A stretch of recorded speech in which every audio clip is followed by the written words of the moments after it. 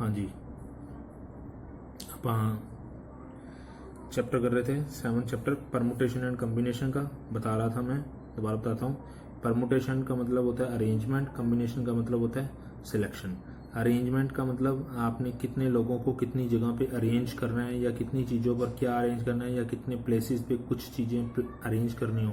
Selection का मतलब होता है सिलेक्ट करना। भी आपके पास 10 लोग हैं, उसमें से आपने 3 ही लोगों को सिलेक्ट करना है, तब उसके लिए कम्बिनेशन लगता है। तो फिलहाल अभी परमुटेशन के बारे में पढ़ेंगे। परमुटेशन में अभी आपको सिर्फ अरेंजमेंट के बारे में पढ़ाऊंगा, जो कि 7.1 एक्सरसाइज में है। 7.1 एक्सरसाइज का जैसे पहला क्वेश्चन है, इसके अंदर ये लिखा हुआ है, in a railway compartment 6 seats are vacant on a bench. Total 6 सीटें और उसके ऊपर 3 पैसेंजर्स को सिट करवाना है, यानी कि बिठाना है। तो सबसे पहले आप क्या लिखोगे, जो उन्होंने वर्डिंग क्वेश्चन में दे रखी है वही लगभग स्टार्ट करनी होती है।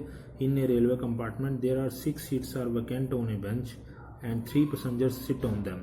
टोटल 6 सीटें हैं बेंच के ऊपर और 3 पैसेंजर्स को उस पर अरेंज करना है। अरेंज करने के लिए तो फर्स्ट पैसेंजर जब बैठने लगेगा, क्योंकि आपके पास 6 सीटें हैं, ऐसे लाइक दिस 1 2 3 4 5 6 में जब फर्स्ट पैसेंजर आगे बैठने लगेगा तो उसको 6 की 6 सीटें खाली दिखाई दे रही हैं, कहीं पे भी आगे बैठ जाएगा। तो फर्स्ट पैसेंजर 6 वे से बैठेगा। जब सेकंड पैसेंजर आगे बैठने लगेगा तो उसको 6 में से एक कम, यानी कि 5, क्योंकि एक बंदा तो बैठ चुका होगा कहीं पे भी, तो अगले वाला 5 वे से बैठेगा। उससे अगले वाला जब आएगा तो उसको 5 की भी 4 ही सीटें दिखाई दे रही होंगी 4 वे से। तो इसका मेथड क्या है, so by fundamental law of their seating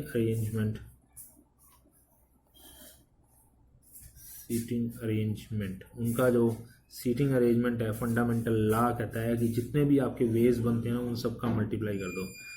6 × 5 × 4 this is 120।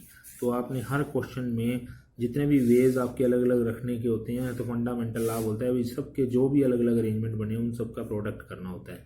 ये उनका सीटिंग अरेंजमेंट 120 वेज है, यानी हम 6 सीटों पर 3 पैसेंजर 120 तरीकों से बिठा सकते हैं। और कैसे कैसे तरीकों से बिठा सकते हैं वो हम बना नहीं सकते, क्योंकि ये तो बहुत सारे हैं ना, पर हम ये तो बता सकते हैं ना कि ये लोग कितने तरीकों से बैठ सकते हैं। तो वो टोटल 120 वेज बने अपना आंसर, ये अपना आंसर है।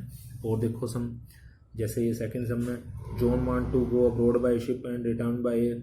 जाना उसने शिप से और वापस उसने एयर से आना है। जॉन एक बंदा है, उसने अब्रॉड जाना है, उसने जाना तो शिप से है और वापस उसने रिटर्न जो है वो एयर से आना है। तो उसने बताए हैं he has a choice of 6 different ships.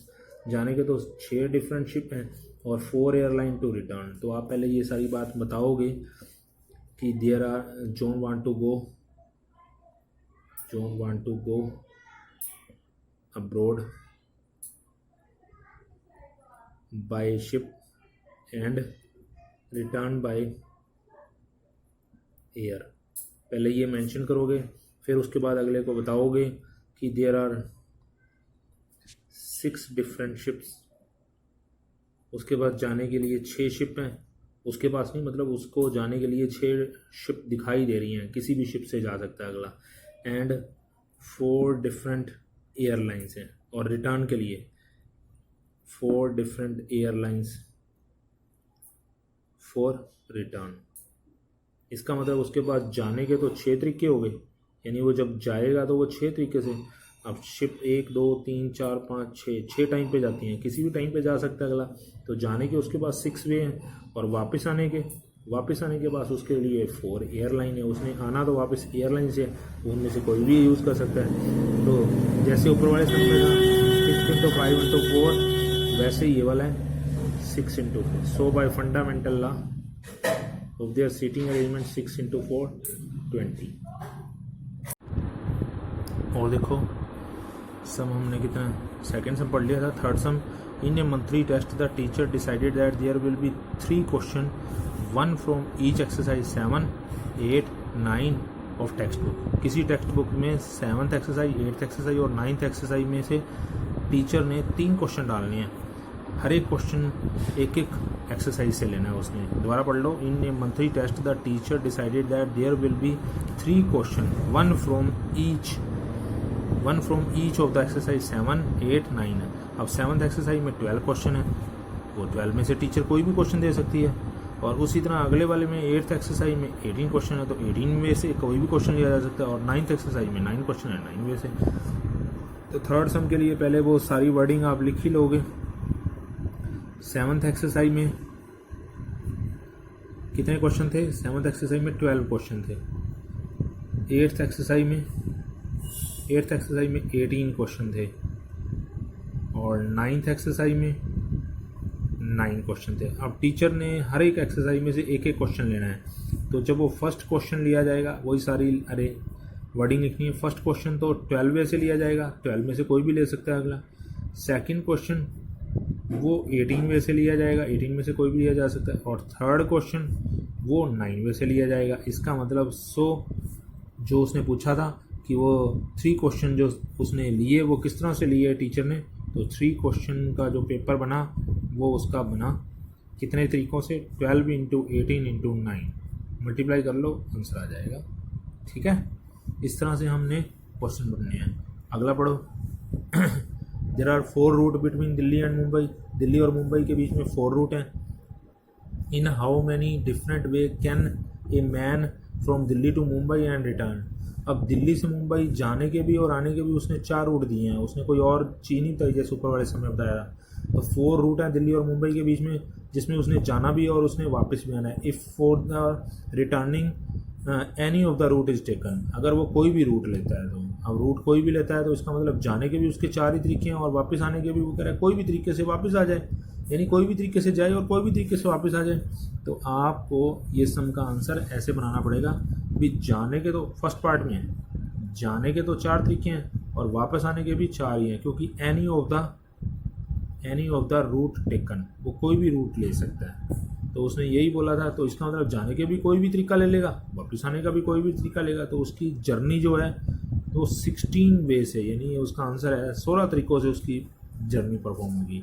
पर दूसरे पार्ट में कह रहे हैं सेम रूट नहीं लेना, same route not taken. Same route not taken का मतलब है भी जाने के पहले जाएगा तभी वापस आएगा, तो जाने के लिए तो उसके पास 4 तरीके हैं, पर वापस आने के लिए उसने जो तरीके से गया था उस वे से उसने वापस नहीं आना। यानी कि जब मान लो भी 4 बसें जाती हैं या कोई 4 रूट हैं, एक ये रास्ता जाता है, एक ये रास्ता जाता है, एक ऐसे और ऐसे, पर जिस रास्ते से वो गया था ना वो कह रहा वापस उस रास्ते से नहीं आना। तो यानी कि जाने के तो 4 हो गए, वापस आने के 3 वे हो गए, वे हैं ये। इसका मतलब 100 बाय फंडामेंटल लॉ आंसर आ गया 4 इंटू 3 12। ये पहले पार्ट का आंसर था, ये दूसरे पार्ट का आंसर है। समझा की बात? ऐसे क्वेश्चन पढ़ के हमने बनाई चलनी है। 5th क्वेश्चन पढ़ो। From a committee of 8 person की कमेटी है। In how many way we choose a chairman and a vice chairman. एक तो हमने चेयरमैन लेना है और एक वाइस चेयरमैन। तो 8 पर्सन में से जब चेयरमैन लोगे तो वो 8 वे से ही होगा, क्योंकि चेयरमैन के लिए तो 8 बंदों में से कोई भी हो सकता है, और वाइस चेयरमैन 7 होगा, क्योंकि पहला 8 तरीके से लिया गया, दूसरा वाइस चेयरमैन 7वें से, क्योंकि जो बंदा चेयरमैन बन गया वही वाइस चेयरमैन थोड़ी बनेगा। तो पहला चेयरमैन 8वें से लिया गया, 8वें से अरेंज होगा, 8वें से सिलेक्ट किया जाएगा, और दूसरे वाला 7वें से। तो 8 इंटू 7 56, क्योंकि उसने बोल भी रखा है assuming 1 person can not hold more than 1 position. जो बंदा एक पोजीशन पे बैठ गया वो दोबारा नहीं कोई और पोजीशन पे बैठेगा। ठीक है, नेक्स्ट 6 देखो।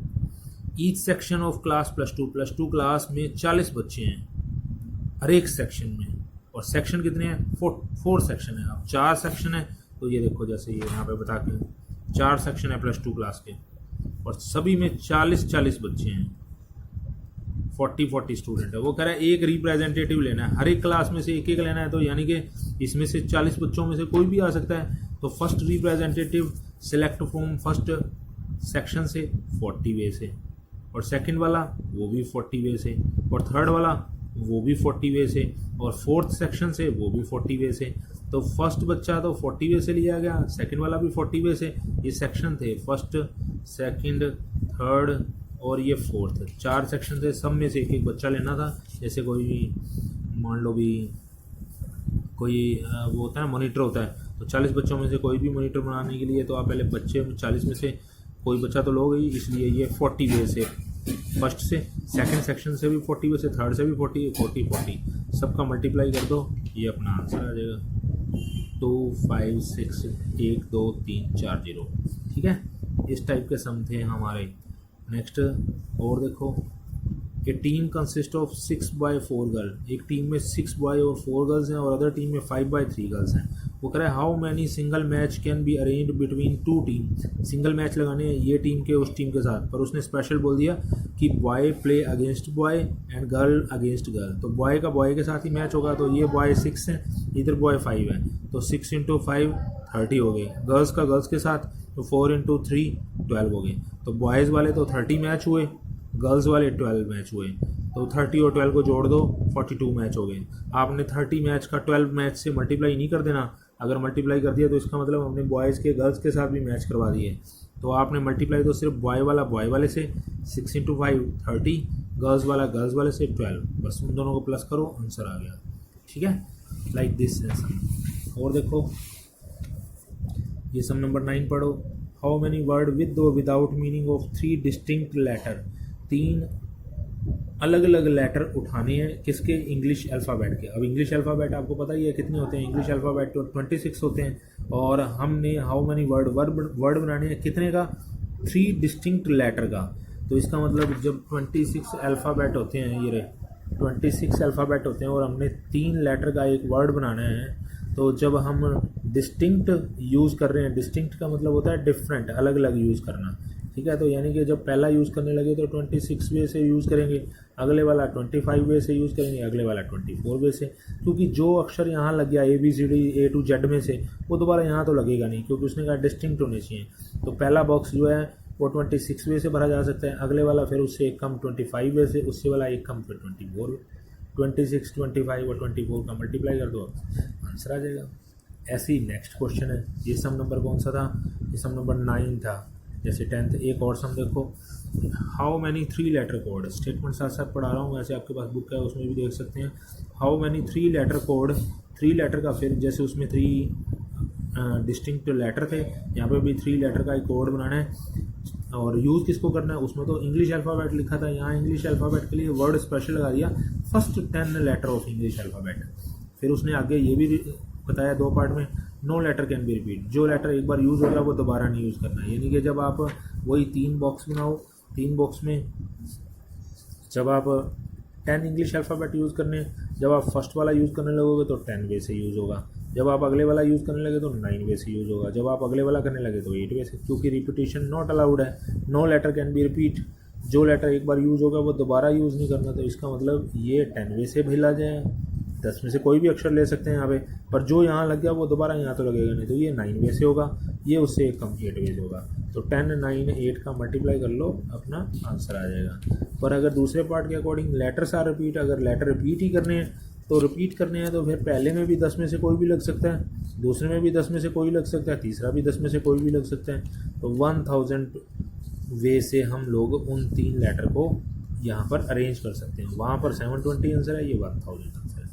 ऐसे करके हमने सम कंप्लीट करनी है। ये एक्सरसाइज पढ़ लो, पूरी कंप्लीट कर लो, कोई प्रॉब्लम आए डिस्कस कर लो, ठीक है।